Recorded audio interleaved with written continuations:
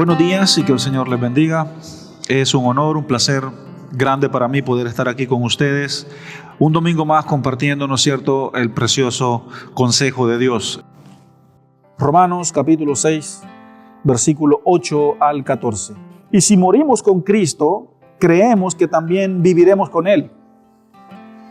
¿Por qué el apóstol Pablo habla de morir con Cristo? ¿Cómo se explica el hecho de que yo muera con Cristo? ¿Acaso Cristo no ha resucitado? ¿Acaso Cristo no está vivo? Entonces, ¿cómo es posible que me diga que yo morí con Cristo? Y esto es precisamente lo que explicamos el domingo pasado, ¿ok? Que esto se hace en la cruz. Así como Cristo fue a la cruz con todos los trapos de inmundicia que son el pecado de la humanidad, Jesús no fue a la cruz o murió en la cruz porque Él estaba en pecado, sino que fue allí y murió con nuestros pecados en sus lomos. Y después de eso, ¿no es cierto?, Él muere, literalmente muere.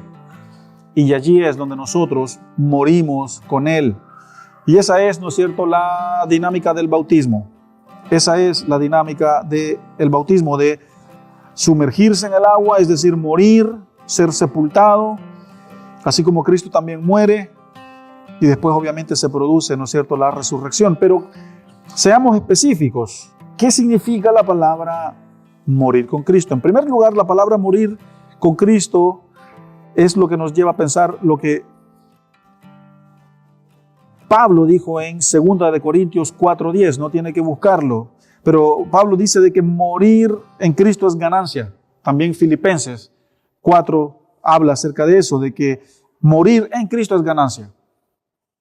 Es ganancia, es bendición morir con Cristo. Ya eso es lo primero. Segundo, morir en Cristo o morir con Cristo es nacer de nuevo, como el encuentro que tuvo Nicodemo con Jesús. Nicodemo, es necesario que tú vuelvas a nacer de nuevo, en mente, cuerpo, alma y espíritu. Y eso se hace por medio del bautismo, porque el que es nacido de carne, carne es; el que es nacido del espíritu, espíritu es. Entonces es necesario, Nicodemo, que tú vuelvas a nacer de nuevo para que nazcas en el Espíritu, para que tú seas del Espíritu, para que tú camines una vida en el Espíritu. Eso significa morir con Cristo o morir en Cristo. Como tercer punto, morir en Cristo o morir con Cristo es lo que nos dice Mateo 16:22, que dice: el que quiera hallar su vida, el que quiera encontrar su vida, tiene que perderla. Eso significa en Cristo.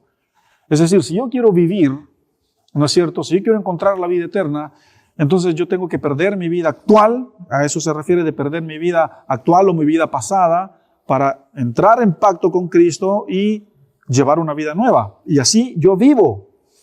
Entonces hay muchos significados de lo que significa morir con Cristo. Morir con Cristo no es morir con otra cosa, no es morir, ¿no es cierto?, con alguien o con algo, sino que es morir con la garantía de la vida.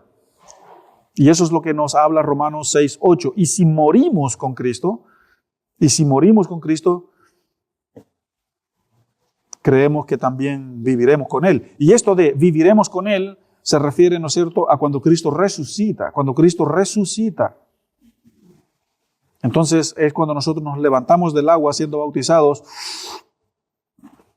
Y simbólicamente, obviamente, ¿no? Esto es espiritualmente simbólico. Yo empiezo una vida nueva. Empiezo una vida nueva. Versículo 9. Sabiendo que Cristo, habiendo resucitado de los muertos, ya no muere. La muerte ya no se enseñorea de Él más. La muerte ya no se enseñorea de Cristo más. La muerte perdió poder en contra de Cristo. La muerte reinó desde Adán, ¿no es cierto?, hasta Cristo. De alguna forma, ¿no es cierto?, pero con Cristo, hasta el día de ahora, la muerte ha perdido su poder. Entonces alguien dice, si la muerte ha perdido su poder, ¿cómo es posible entonces de que yo siga peleando entonces contra Satanás el diablo, si Satanás el diablo está vencido? Sí, pero lo que usted tiene que entender es de que la consecuencia, ¿no es cierto?, de la desobediencia de un hombre que es llamado Adán está en todo el mundo, y eso ya no se puede arreglar. Una realidad es que el mundo quedó enfermo y caído y afectado, y muchas veces peleamos contra esas herencias espirituales caídas que ya están en el mundo. Una cosa es también, ¿no es cierto?, pelear contra el enemigo que ya está derrotado.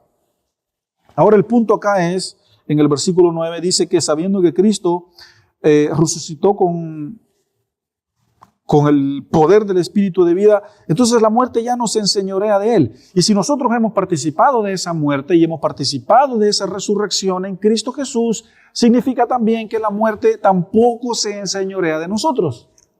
¿De acuerdo? No se enseñorea tampoco de nosotros. A ver, sí, vamos a morir, ¿ok? Eso es algo que, a menos que haya un Enoc acá, o al menos que haya un Elías, ¿no es cierto? Que de repente no vieron muerte, el Señor se lo llevó. Sería maravilloso experimentar una especie de partida así.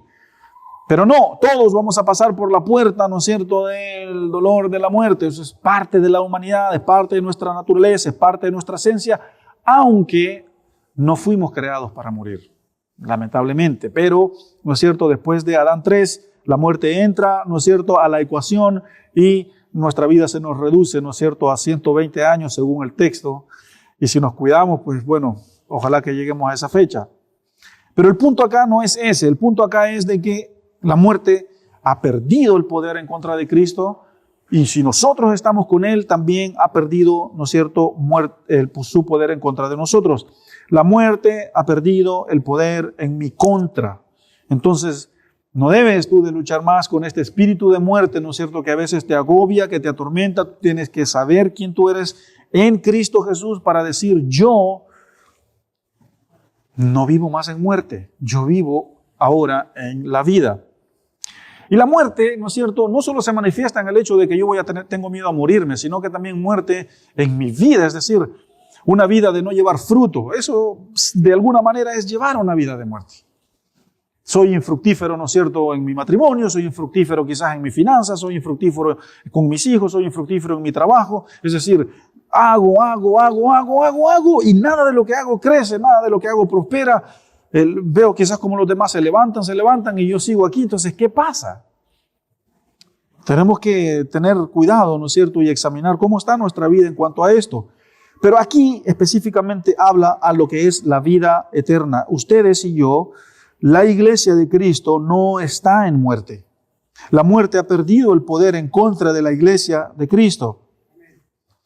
Y eso es una realidad. Y la forma más clara de enseñar esto es de que obviamente hay vida después de la muerte, de que hay un paraíso, hay una entrada, hay algo que se llama patria celestial después de la muerte física. Y eso debería de llenarnos de esperanza. Versículo 10 dice, porque en cuanto murió al pecado, murió una vez por todas, mas cuando vive, para Dios vive.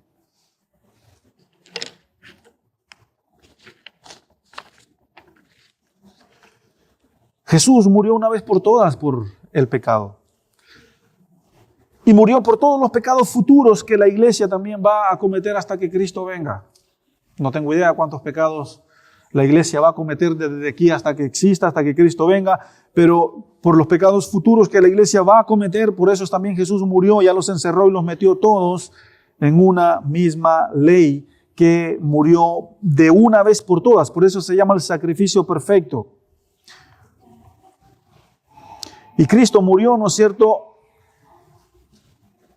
al pecado de una vez por todas, mas en cuanto vivió o en cuanto resucitó, ahora Jesús resucitó para gloria de Dios, gloria del Padre, y para que viva también, ¿no es cierto?, en la eternidad con el Padre. Entonces, nosotros, de acuerdo, según lo que dice el versículo 10, debemos también de morir una vez por todas, ¿pero a qué?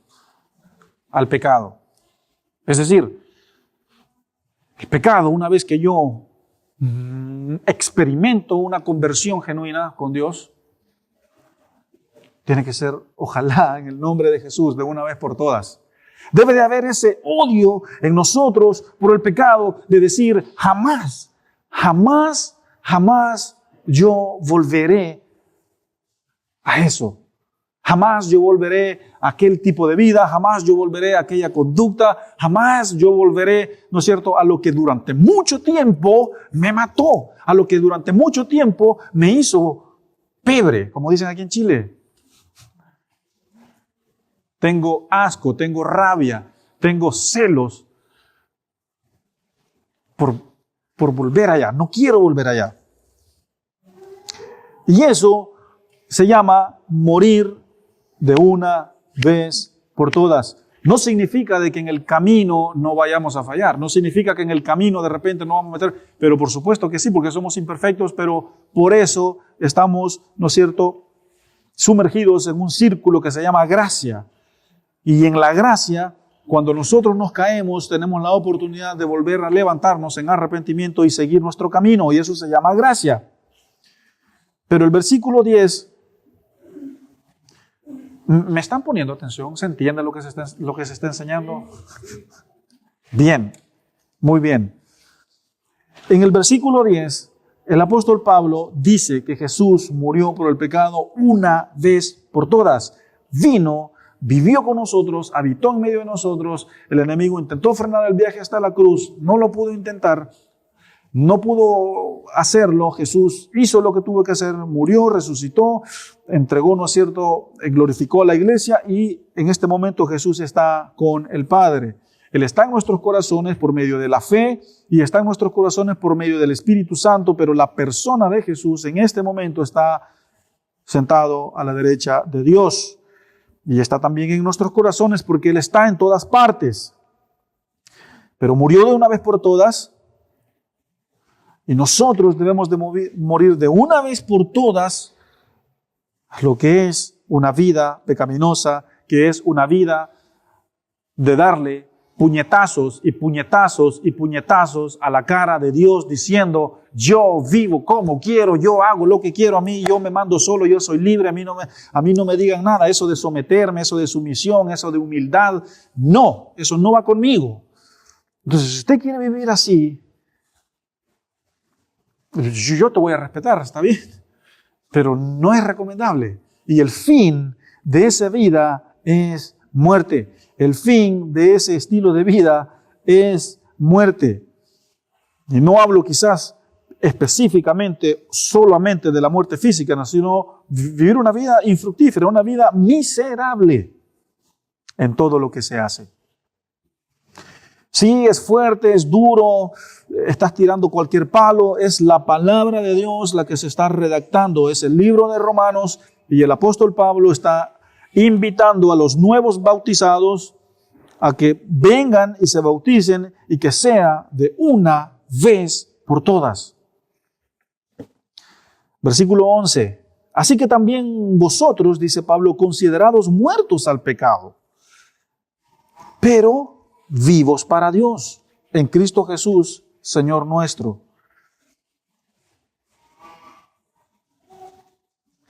¿Por qué Pablo dice que tenemos que considerarnos muertos al pecado? Es decir, iglesia, nosotros no tenemos nada que ver ya con el pecado.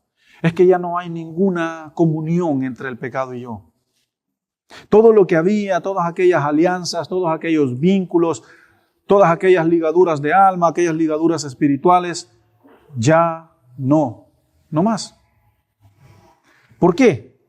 Porque soy una nueva creación, porque estoy en Cristo Jesús y donde está Cristo hay libertad. Y yo no puedo seguir una vida cristiana en esclavitud y a la misma vez en libertad. 3 meses en libertad, 2 meses en esclavitud y así. No. El versículo 11 nos dice que los futuros bautizados o los que ya se bautizaron o los que ya están en Cristo Jesús, es decir, la iglesia debe de considerarse, muerta al pecado y viva para Dios en Cristo Jesús. Iglesia, tú no tienes ninguna comunión. No deberías de tener ninguna comunión con el pecado. No hay nada entre tú y esa fortaleza espiritual, porque el pecado, aparte de lo que yo ya describí, es una fortaleza espiritual. Es algo que tiene poder. Y el poder se rompe con otro poder. ¿Ok? Entonces el poder del pecado se rompe solo con otro poder, que es el poder de Cristo. Eso es lo único que puede romper el poder del pecado. Tú puedes intentar de romper el poder del pecado con cualquier otra cosa, con cualquier elemento humano, con cualquier ayuda humana. no se rompe. El poder se rompe con poder. Y hay un poder que es mayor y es el poder de Cristo que rompe el poder del pecado en nuestras vidas y en la vida, ¿no es cierto?, de todo el cuerpo de la iglesia. El pecado es tu enemigo y debe de estar afuera de nosotros. Maldito pecado, tanto que me hizo sufrir. Y lo digo yo personalmente, ¿ok? Y lo digo con convicción. Y lo he dicho, creo que esta es la tercera o la cuarta vez que lo digo en esta iglesia, que prefiero irme a una eternidad con Dios a volver atrás al tipo de vida que yo tenía. Jamás. Señor, estaré mejor en una eternidad contigo que volver atrás. No, Señor, allí sí, no, Señor. Cualquier cosa menos eso. No voy. Gracias. Paso de largo. Vaya a preguntarle a otro. Yo no vuelvo atrás. Versículo 12. No reine, pues el pecado en vuestro cuerpo mortal, de modo que lo obedezcan en sus concupiscencias. Iglesia, nuestro cuerpo mortal, es decir, esto que está aquí, ya el cuerpo debe de tener un rey. Eso es lo que dice el texto, que ya no reine. Y si está hablando de reinar, es porque alguien reina en mí. Y ese que reina en mí debe de ser una persona manifestada en tres personas, que es la persona de Dios, manifestada en el Hijo, que es Jesús, manifestada en el Espíritu, que también, ¿no es cierto?, es el Consolador. Esos son los únicos tres gobernantes que debe de tener mi vida. Y mientras yo no estoy en ellos, yo no estoy en Él, hay otro gobierno en mi vida. Y ese gobierno es el maldito pecado del que les estoy hablando. Y ese pecado es maldición porque es muerte, te destruye. Juan 10:10 dice de que el enemigo ha venido para matar, robar y destruir. Ese es todo su trabajo. En Job, cuando se presentaron los hijos de Dios, dice Satanás, ¿de dónde vienes?, le dice Dios. De rondear la tierra y de caminar por ella. De andar. Satanás en pocas palabras dice, vengo de causar desórdenes en la tierra. Vengo de hacer estragos en la tierra. De allá vengo, Dios. ¿Por qué? No, porque te tienes que presentar delante de mí. ¿Ok? Hay un poder mayor, ¿no es cierto?, sobre el pecado. Hay un poder mayor y es el poder de Dios. Es el poder del Evangelio, es el poder de la muerte y la resurrección de Cristo. Esto es espiritual y si tú no estás pensando espiritualmente, es difícil de comprenderlo. Pero el versículo 12 dice, no reine más. Entonces, la pregunta típica, ¿no es cierto?, que nosotros solemos hacer es esta, y no es típica en un sentido cliché, sino como, ¿quién reina tu corazón? ¿Quién es el rey de tu corazón? ¿Quién gobierna tu corazón? ¿Quién se sienta en el trono de tu corazón? Es el pecado, porque eso es lo que Pablo está diciendo. Ya no reine, que ya no se siente en la silla, en el trono de tu corazón, el pecado. Y desde adentro de tu mundo interior, el pecado te dice qué es lo que tienes que hacer. Te dice fornicación, te dice pornografía, te dice adicciones, te dice esto y esto y esto. Y tú solo haces y vas y vas y vas.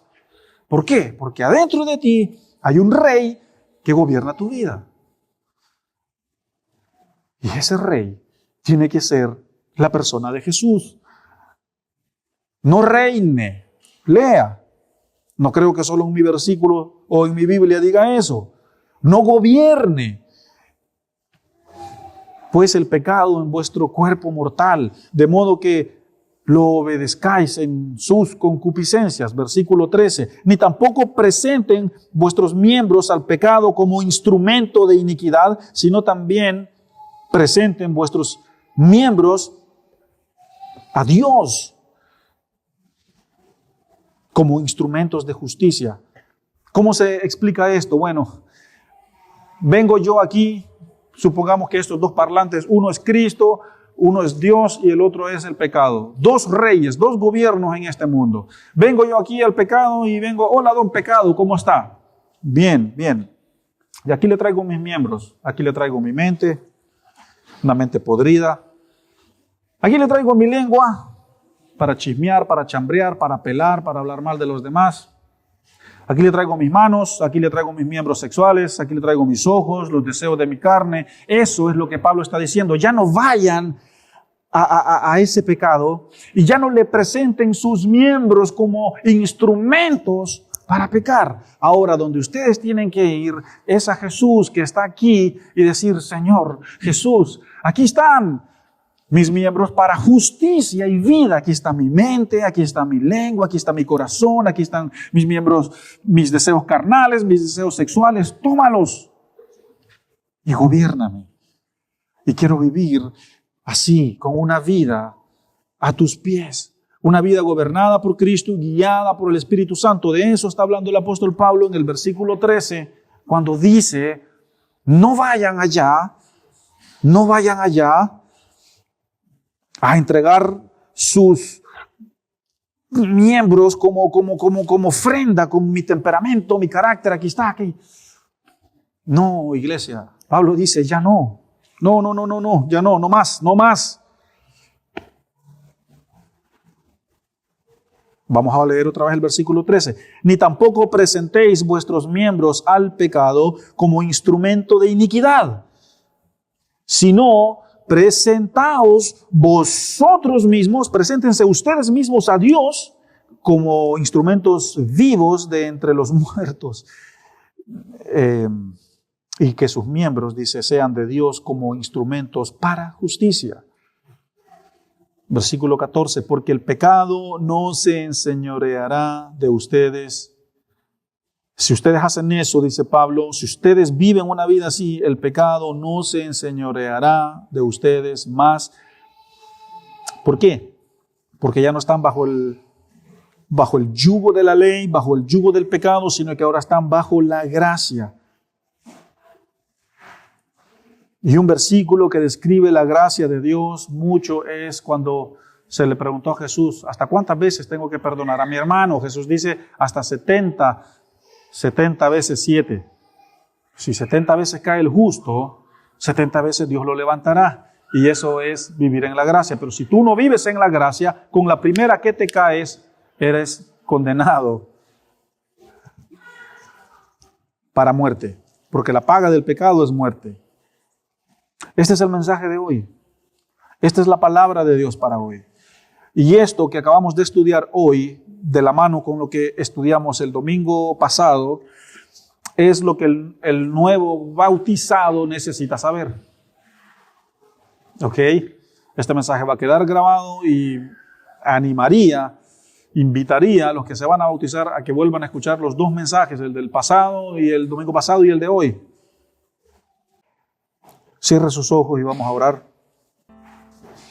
Y vamos a pedir al Señor que nos ayude, que nos redima de la maldición del pecado. No voy a decir acá, si usted está en pecado, pase al frente. Muchas iglesias hacen eso, pero sí pasa al frente, al altar de Dios en tu corazón. Sí, allí en tu corazón donde estás, da un paso al frente en el altar de Dios y dile, Señor, aquí estoy, consume, extirpa esa naturaleza antigua, esa naturaleza de muerte que hay en mí y quiero nacer de nuevo, quiero ver tu gloria, quiero ser un hijo de Dios en obediencia, en santificación, quiero ser una persona que ama tus mandamientos, que ama tu ley, que ama tu rectitud, y cuando no estoy en rectitud, que tu temor de Dios me consuma y me desespere y me haga volver a la rectitud. Padre Dios, bendice a tu iglesia, encamínala, Señor, por el camino de la verdad. Oro, Señor, por aquellos que van a tomar el paso, la decisión, Señor, de bautizarse. Que puedan hacerlo con convicción, con entendimiento, para gloria de Dios. En el nombre de Jesús, Te amamos y te glorificamos, Señor. Amén y amén. Recuerda suscribirte a nuestro canal y activa las notificaciones para que no te pierdas ninguno de nuestros sermones.